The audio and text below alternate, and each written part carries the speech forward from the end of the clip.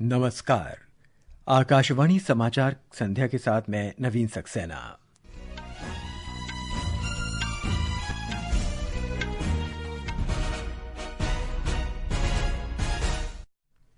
निर्वाचन आयोग ने 12 राज्यों और केंद्र शासित प्रदेशों में मतदाता सूचियों के विशेष गहन पुनरीक्षण के दूसरे चरण की घोषणा की। कल से शुरू हो रही प्रक्रिया अगले वर्ष 7 फरवरी को संपन्न होगी। विदेश मंत्री सुब्रह्मण्यम जयशंकर ने कुआलालंपुर में पूर्वी एशिया शिखर सम्मेलन को संबोधित किया। उन्होंने वैश्विक समुदाय से आतंकवाद के खिलाफ सामूहिक कार्रवाई करने का आग्रह करते हुए इसके खिलाफ रक्षा के अधिकार पर बल दिया। इलेक्ट्रॉनिक्स और सूचना प्रौद्योगिकी मंत्रालय ने देश भर में 5,000 करोड़ रुपए से अधिक की लागत से 7 इलेक्ट्रॉनिक घटक विनिर्माण केंद्रों को मंजूरी दी।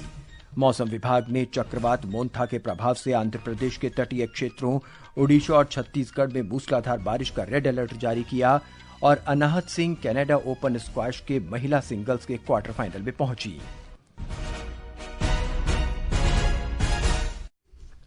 और अब समाचार विस्तार से। निर्वाचन आयोग ने कहा है कि दूसरे चरण में 12 राज्यों और केंद्र शासित प्रदेशों में मतदाता सूचियों का विशेष गहन पुनरीक्षण एसआईआर किया जाएगा। इसमें अंडमान और निकोबार द्वीप समूह, लक्षद्वीप, छत्तीसगढ़, गोवा, गुजरात, केरल, मध्य प्रदेश, पुदुचेरी, राजस्थान, तमिलनाडु, उत्तर प्रदेश और पश्चिम बंगाल शामिल हैं। मुख्य निर्वाचन आयुक्त ज्ञानेश कुमार ने नई दिल्ली में कहा कि पुनरीक्षण का उद्देश्य मतदाता सूचियों को अधिक पारदर्शी और त्रुटि रहित बनाना है। उन्होंने बताया कि पहले चरण में बिहार में एसआईआर कामयाब रहा। सबने मिलकर मतदाता सूची को शुद्ध बनाने का कार्य किया और नतीजा आपके सामने है। 0 अपील्स, अर्थात बिहार की मतदाता सूची अधिकतम शुद्ध मानी जाएगी। अब फेज 2 12 राज्यों में या संघ शासित प्रदेशों में आरंभ होने वाला है। श्री कुमार ने कहा कि एसआईआर के दूसरे चरण में 51 करोड़ मतदाता शामिल होंगे। उन्होंने घोषणा की कि जिन राज्यों और केंद्र शासित प्रदेशों में एसआईआर होगी, वहां की मतदाता सूचियां आज आधी रात से फ्रीज कर दी जाएंगी। उन्होंने कहा कि गणना प्रपत्रों की छपाई और बूथ स्तर अधिकारी बीएलओ का प्रशिक्षण कल से शुरू होगा। गणना प्रक्रिया 4 नवंबर से 1 महीने के लिए शुरू होगी, जबकि मसौदा मतदाता सूची 9 दिसंबर को और अंतिम मतदाता सूची 7 फरवरी को प्रकाशित की जाएगी। विदेश मंत्री सुब्रह्मण्यम जयशंकर ने कहा है कि आतंकवाद वैश्विक शांति और स्थिरता के लिए सबसे बड़े खतरों में से एक है और दुनिया को इसे कतई बर्दाश्त नहीं करना चाहिए। मलेशिया में पूर्वी एशियाई शिखर सम्मेलन में श्री जयशंकर ने कहा कि आतंकवाद के खिलाफ रक्षा के अधिकार से कभी समझौता नहीं किया जा सकता। उन्होंने वैश्विक समुदाय से इसके विरुद्ध सामूहिक कार्रवाई करने का आग्रह किया। यूक्रेन और गजा में संघर्ष का उल्लेख करते हुए डॉक्टर जयशंकर ने गजा शांति योजना का स्वागत किया और यूक्रेन में शत्रुता को शीघ्र समाप्त करने के भारत के आह्वान को दोहराया। कृषि मंत्री शिवराज सिंह चौहान ने नई दिल्ली में राष्ट्रीय बीज निगम के अत्याधुनिक बीज प्रसंस्करण संयंत्र का उद्घाटन किया। श्री चौहान ने कहा कि ये संयंत्र किसानों को उच्च गुणवत्ता बीजों की सुगम उपलब्धता सुनिश्चित करेंगे और कृषि उत्पाद में उल्लेखनीय वृद्धि होगी। अगर फसलों का उत्पादन बढ़ाना है तो पहली शर्त है गुणवत्तापूर्ण अच्छे बीजों की उपलब्धता और पिछले 63 वर्षों से बीज विकास निगम इस काम को पूरी कर्मठता से कर रहा है। अच्छा बीज किसानों को मिले, इसकी भरपूर कोशिश करनी चाहिए और हमने ये भी तय किया है कि नया सीड एक्ट हम लेके आएंगे जिसमें वो लोग जो घटिया बीज बेचने का प्रयत्न करते हैं उनके खिलाफ कड़ी और बड़ी कार्रवाई भी की जा सके। एक अन्य कार्यक्रम में कृषि मंत्री ने भारतीय कृषि अनुसंधान परिषद से कृषि शिक्षा में सुधार के लिए सभी रिक्त पदों को तत्काल भरने का अनुरोध किया है। श्री चौहान ने कहा कि वो सभी राज्यों के मुख्यमंत्रियों और कृषि मंत्रियों से चर्चा कर सभी रिक्त पदों को शीघ्र भरने के लिए कहेंगे। ये समाचार आकाशवाणी से प्रसारित किए जा रहे हैं। ताज़ा समाचार जानने के लिए आप हमारे social media handle @AIR news Hindi को फॉलो कर सकते हैं।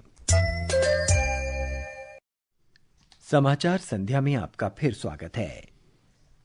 इलेक्ट्रॉनिक्स और सूचना प्रौद्योगिकी मंत्रालय ने आज इलेक्ट्रॉनिक घटक विनिर्माण योजना के अंतर्गत 7 आवेदनों की पहली श्रृंखला को मंजूरी दी। इन आवेदनों में कुल 5,532 करोड़ रुपए का निवेश और 36,500 करोड़ रुपए का अपेक्षित उत्पादन शामिल है। इन परियोजनाओं से 5,000 से अधिक प्रत्यक्ष रोजगार सृजित होने की उम्मीद है। स्वीकृत परियोजनाएं प्रमुख इलेक्ट्रॉनिक घटकों में भारत की बढ़ती आत्मनिर्भरता को बढ़ावा देंगी। केंद्रीय मंत्री अश्विनी वैष्णव ने नई दिल्ली में कहा कि ये संयंत्र घरेलू मांग को पूरा करेंगे। इलेक्ट्रॉनिक्स कंपोनेंट मैन्युफैक्चरिंग के 7 प्लांट्स आज अप्रूव हुए हैं। आने वाले समय में इलेक्ट्रॉनिक्स मैन्युफैक्चरिंग और इलेक्ट्रॉनिक्स एक्सपोर्ट बहुत बड़ी संख्या में बढ़ेगा और देश में बहुत अच्छा इकोसिस्टम सप्लाई चेन डेवलप हो रहा है। आज के इन 7 प्लांट से और भी नए इनिशिएटिव्स होंगे और साथ ही साथ बहुत जल्दी आने वाले समय में और भी कई प्लांट्स अप्रूव होंगे इस स्कीम के तहत। करीब 20,000 करोड़ रुपए का इंपोर्ट बिल इससे बचेगा। जीएसटी बचत उत्सव का लाभ समाज के सभी वर्गों तक पहुंच रहा है। प्रधानमंत्री नरेंद्र मोदी ने नई जीएसटी दरें लागू किए जाने को बचत उत्सव का नाम दिया था। हमारे संवाददाता ने बताया है कि इलेक्ट्रॉनिक्स पर नई दरें लोगों के लिए बहुत मददगार साबित हो रही हैं। जीएसटी 2.0 में सरकार ने एयर कंडीशनर, डिशवॉशर और टेलीविजन जैसी वस्तुओं पर जीएसटी को घटाकर 18% कर दिया है, जो पहले 28% हुआ करता था। इस निर्णय से इन वस्तुओं की कीमतों में कमी के साथ साथ घरेलू निर्माताओं के लिए भी बाजार का आकार बढ़ा है। इसी प्रकार सूचना और संचार प्रौद्योगिकी से जुड़े हार्डवेयर वस्तुएं जैसे मॉनिटर और प्रोजेक्टर पर भी कर की दर को 28% से घटाकर 18% कर दिया गया है। इलेक्ट्रॉनिक वस्तुओं पर जीएसटी करों का युक्तिकरण घरेलू इलेक्ट्रॉनिक्स विनिर्माण को सशक्त करने, सूक्ष्म, लघु और मध्यम उद्यमों की प्रतिस्पर्धात्मकता बढ़ाने और नागरिकों के लिए आवश्यक तकनीकी उत्पादों को अधिक सुलभ बनाने की दिशा में एक महत्वपूर्ण कदम है। सकलैन अख्तर, आकाशवाणी समाचार, दिल्ली। गृह और सहकारिता मंत्री अमित शाह ने आज मुंबई में भारत समुद्री सप्ताह 2025 का उद्घाटन किया। एक रिपोर्ट। भारत समुद्री सप्ताह 2025 के उद्घाटन समारोह में आज केंद्रीय मंत्री, विभिन्न राज्यों के मुख्यमंत्री और अंतर्राष्ट्रीय प्रतिनिधि सम्मिलित हुए। केंद्रीय मंत्री सर्बानंद सोनोवाल ने बताया कि भारत का लक्ष्य अपने व्यापारी बेड़े को बढ़ाना है ताकि विदेशी जहाजों पर निर्भरता कम हो सके। केंद्रीय मंत्री नितिन गडकरी ने CMEC RIS India maritime report 2025-26 का शुभारंभ किया। सत्र को संबोधित करते हुए श्री गडकरी ने कहा कि भारत के समुद्री क्षेत्र का अनुमानित मूल्य लगभग 84 लाख करोड़ है और इस क्षेत्र में बंदरगाह, शिपिंग और लॉजिस्टिक्स में बड़ी निवेश की संभावनाएं हैं। शिखर सम्मेलन के पहले दिन कई समझौता ज्ञापनों पर भी हस्ताक्षर किए गए। प्रार्थना के साथ अंकिता आप्टे, आकाशवाणी समाचार, मुंबई। रक्षा मंत्री राजनाथ सिंह ने कहा है कि देश के रक्षा विनिर्माण में निजी क्षेत्र की भागीदारी बढ़ रही है। श्री सिंह ने कहा कि भारत का रक्षा निर्यात अब रिकॉर्ड 23,500 करोड़ रुपए तक पहुंच गया है। नई दिल्ली में श्री सिंह ने कहा कि पिछले एक दशक में देश के घरेलू रक्षा उत्पादन में उल्लेखनीय वृद्धि हुई है।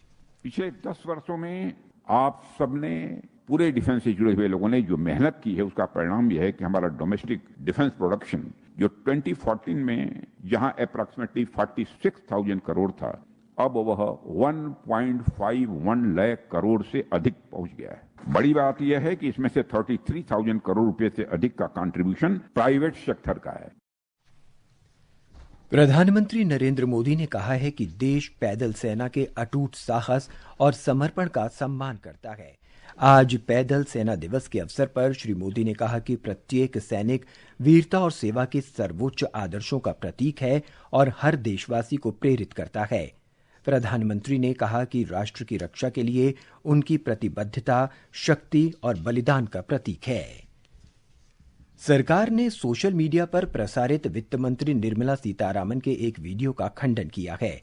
इसमें झूठा दावा किया गया है कि वित्त मंत्री एक ऐसे निवेश कार्यक्रम का प्रचार कर रही हैं जो आसान दैनिक आय का वादा करता है। पत्र सूचना कार्यालय की फैक्ट चेक यूनिट ने बताया कि यह दावा पूरी तरह से फर्जी है और वीडियो को डिजिटल रूप से संशोधित किया गया है। ये समाचार हमारी वेबसाइट www.newsonair.gov.in और हमारे न्यूज ऑन एआईआर ऐप पर भी उपलब्ध है। ये आकाशवाणी है।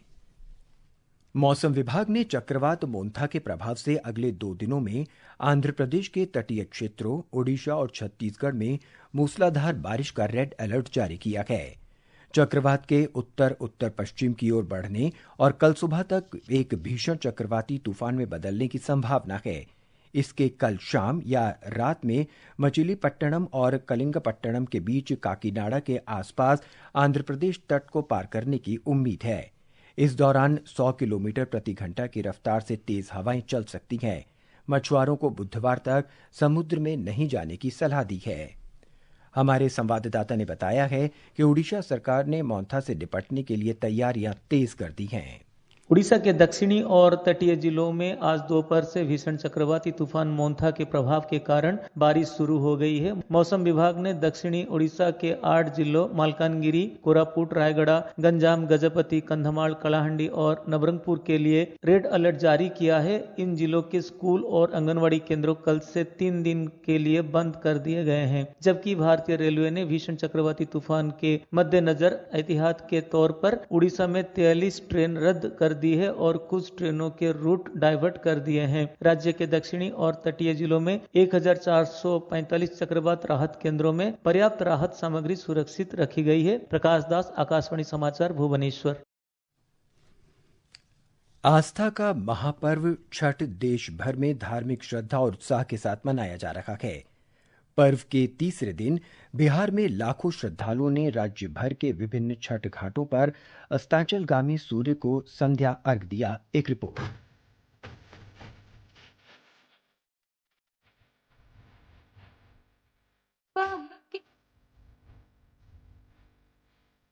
राज्य की विभिन्न नदियों के किनारे बने छठ घाटों पर भगवान भास्कर को अर्घ्य अर्पित करने के लिए जन सैलाब उमड़ पड़ा। छठ पूजा को लेकर सुरक्षा के दृष्टिकोण से गोताखोरों, एनडीआरएफ और एसडीआरएफ की टीम विभिन्न घाटों पर तैनात किए गए हैं। इस दौरान छठ व्रतियों ने कमर भर पानी में खड़े होकर भगवान सूर्य को सूप में रखकर फल, फूल और पूजा सामग्री अर्पित की और खुशहाली का आशीर्वाद मांगा। धर्मेंद्र कुमार राय, आकाशवाणी समाचार, पटना।